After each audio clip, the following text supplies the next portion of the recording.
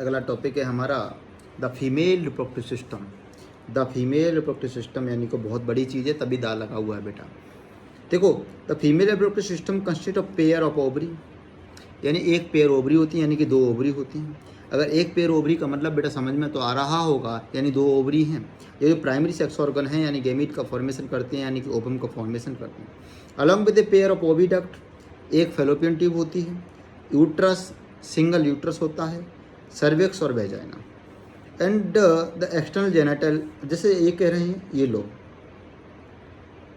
ये fallopian tube है, ये स्टमस है, यहाँ पर ओवरी लगी हुई है, ये यूट्रस है बेटा।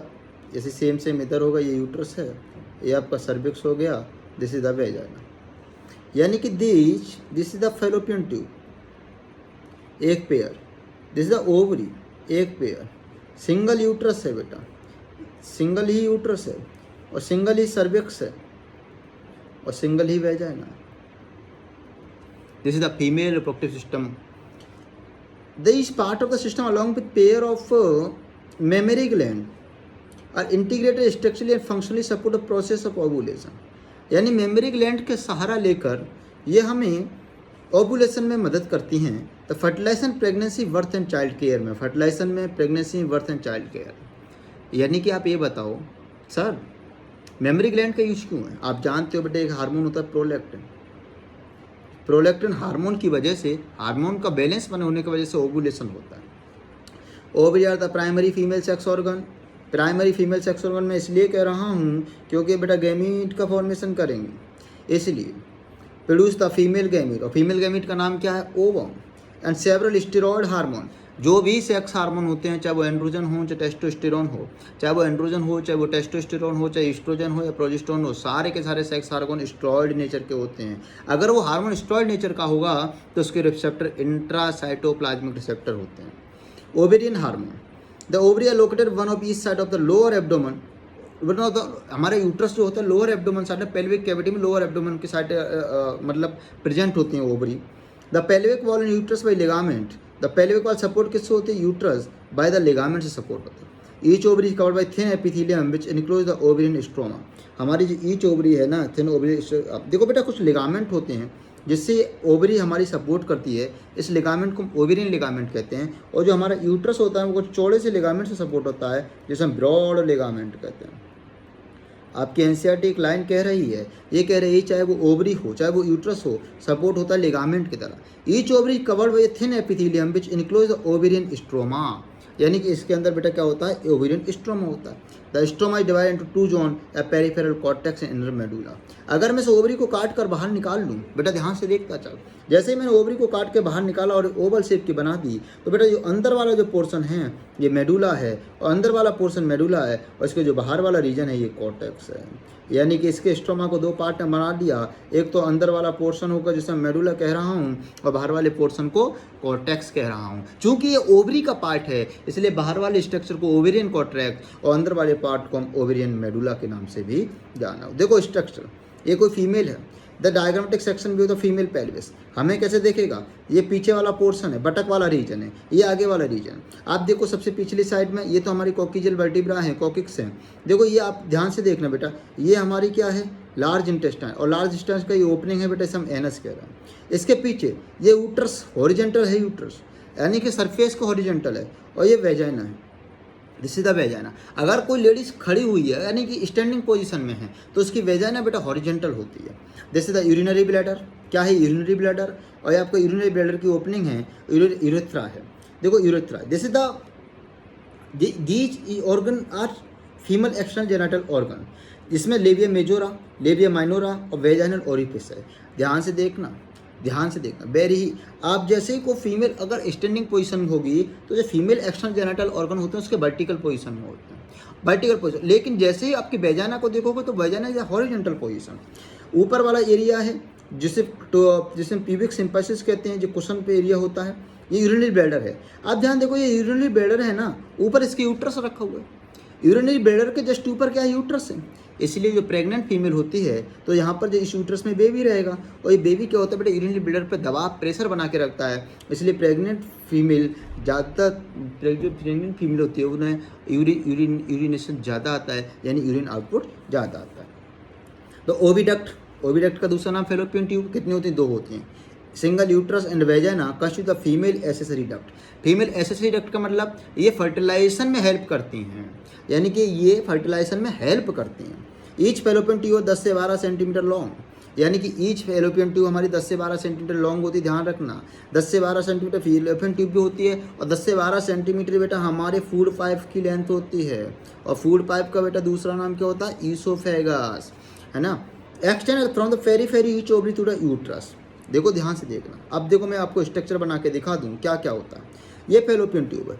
ये फैलोपियन ट्यूब चूँकि ओवरी के पास है, ओवरी के पास, जैसे ये फैलोपियन ट्यूब की अगर मैं बात करूँ, ये फैलोपियन ट्यूब है, यहाँ पर एक्सटेंड पोर्शन होता है, यहाँ पर फिंगर लाइक प्रोजेक्शन होते हैं बेटा, जैसे ओवरी। जैसे अगर मान लो ये वाला ऑर्गन मैंने काट के यहाँ लिया, इसके नीचे यहाँ पर ओवरी लटकी हुई है, यहाँ पर ये फंडस से जुड़ा होता है। अब ये देखना बेटा, ये जो ब्रॉडेस्ट पार्ट होता है फैलोपियन ट्यूब का, इसे हम एम्पुला कहते हैं। ये जो फिंगर लाइक प्रोजेक्शन है इसे हम फिम्बरी कहते हैं। और फिम्बरी के पास वाला जो एरिया होता है ना, इस फिम्बरी में एफ आ रहा है, यहाँ भी एफ आएगा, इसे हम इनफंडिबुलम कहते हैं। और दीज आर द ओवरी, ये ओवरी है।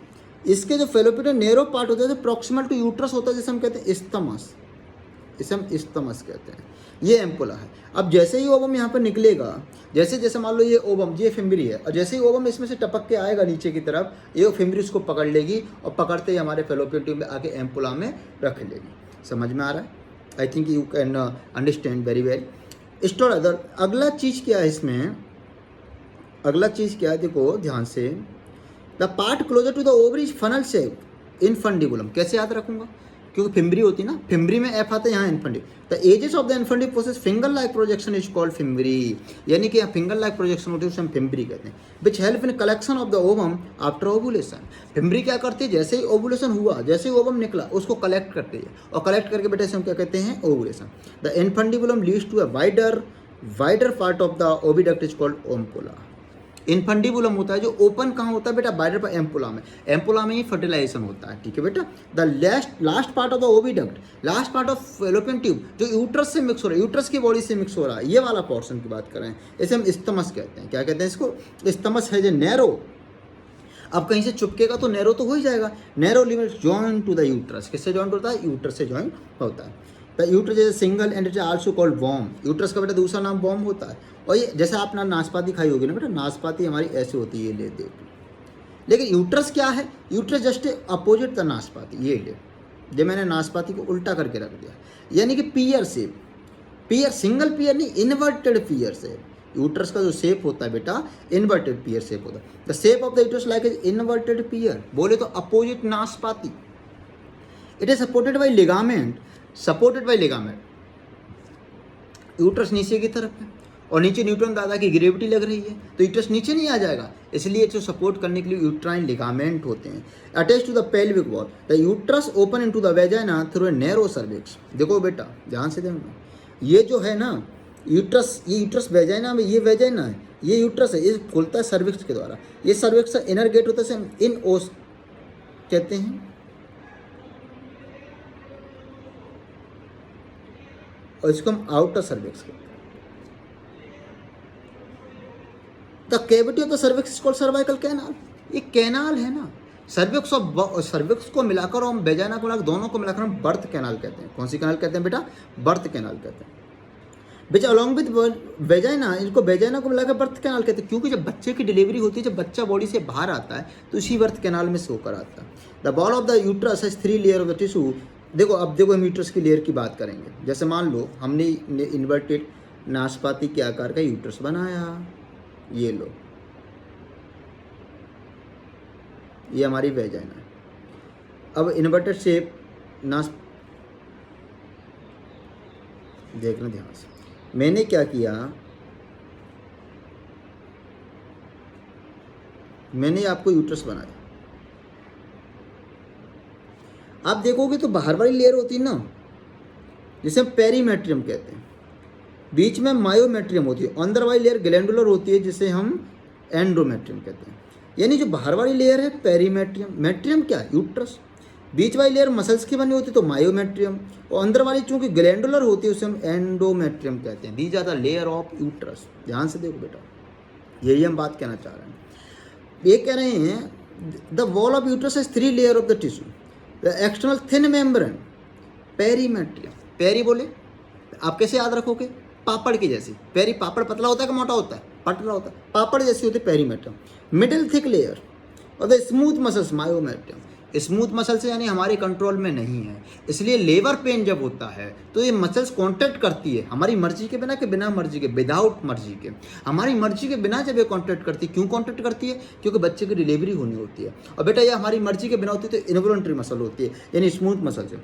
Inner glandular is called endometrium. जब मेंस्ट्रुएशन होती है, मेंस्ट्रुअल साइकिल होती है, तो बेटा यही लेयर झड़कर बाहर आती है, inner glandular the line the uterine cavity, the endometrium undergo cyclic changes. मैं क्या बोल रहा हूँ, मेंस्ट्रुएशन में जो ब्लीडिंग होती है, मेंस्ट्रुअल साइकिल जो चलती है, उसमें जो मेंस्ट्रुएशन होता है, ब्लीडिंग पेज होता है, तो यही एंडोमेट्रियम बाहर गल का। अब अंदर पानी की टंकी तो है नहीं कि पानी लगा तो बाहर आ जाएगी एंडोमेट्रियम, नहीं। अब एंडोमेट्रियम को बाहर भी लाना है, तो हमारा ब्लड होता है ना, ब्लड के थ्रू वो एंडोमेट्रियम बाहर आती है। The endometrium undergoes during the menstrual cycle while the myometrium exists strong contraction। Myometrium में स्ट्रॉन्ग कॉन्ट्रैक्शन होता है, और कॉन्ट्रैक्शन की वजह से बेटा अगर मान लो मैं अगर किसी दीवार पे ये कोई चीज़ चिपकी हुई है ना, ये कोई चीज़ दीवार पे चिपकी और दीवार में स्ट्रॉन्ग कॉन्ट्रैक्शन हो रहा है, तो ये छूटेगी कि नहीं छूटेगी, छूटेगी कि नहीं छूटेगी। स्ट्रॉन्ग जब बेबी यहाँ मायोमेट्रियम चिपका होता है, जब स्पेशल कॉन्ट्रैक्शन होता है तो बेबी नीचे की तरफ आता है। नीचे क्यों आया, ऊपर क्यों नहीं गया, ड्यू टू ग्रेविटी। समझ के बेटा।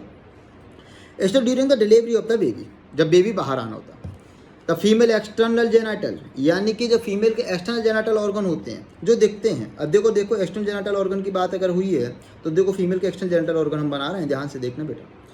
ये है आपकी लिथोटोमी पोजीशन, ये आपकी फीमेल की लिथोटोमी पोजीशन होती है। एक्सटर्नल जेनाइटल ऑर्गन को अगर मैं बनाऊं तो देखो यहाँ होता है फैटिक कुशन टिश्यू, लेबियम मेजोरा। कौन है ये, लेबियम मेजोरा। अंदर होती है एक लेबिया माइनोरा, सिंपल लेयर। अब लेबिया माइनोरा जब ऊपर जुड़ जाती है ना, तो यहाँ बनाती है tiny finger like projection is called clitoris. Clitoris, labia majora बाहर की तरफ, अंदर लेबिया माइनोरा, ऊपर क्लाइटोरिस बना रहा है।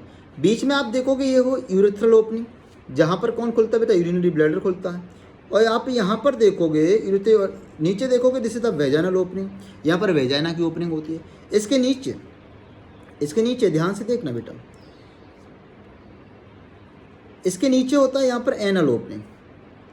अब एनल ओपनिंग और यूरेथ्रल ओपनिंग के बीच में जो ये जगह है, इस एरिया को मैं कहता हूँ पेरिनियम। जब कोई सर्जिकल डिलीवरी होती है ना बेटा, तो उस पेरिनियम को ओपन करके वेजाइना को चौड़ी कर देते हैं, जिससे कि बेबी इजीली बाहर आ जाए। देखो ये this is the labia majora, D the labia minora. अब लेबिया मेजोरा होता है जिसमें फैटी कोशन टिश्यू होता है, लेबिया माइनोरा को टिश्यू नहीं होता। ये क्लाइटोरिस होता है जो टिनी फिंगर लाइक, चाहे छोटी उंगली होती है उसके फिंगर लाइक होता है।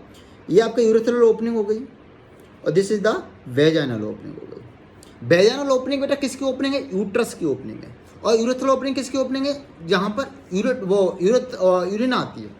समझ गए बेटा। देखो अब आगे देखो, फीमेल एक्सटर्नल जेनिटल ऑर्गन में इनक्लूड मॉस प्यूबिस। अब ऊपर की तरफ आप देखोगे ये फैटी कोशन टिश्यू होता है। ये यहाँ पर मॉस प्यूबिस, यहाँ पर प्यूबिक हेयर भी होते हैं। Fatty cushion tissue, fatty cushion tissue. अब फैटी टिश्यू है, कुशन है यानी गद्देदार टिश्यू है, इसे हम मॉस प्यूबिस के नाम से भी जानते हैं।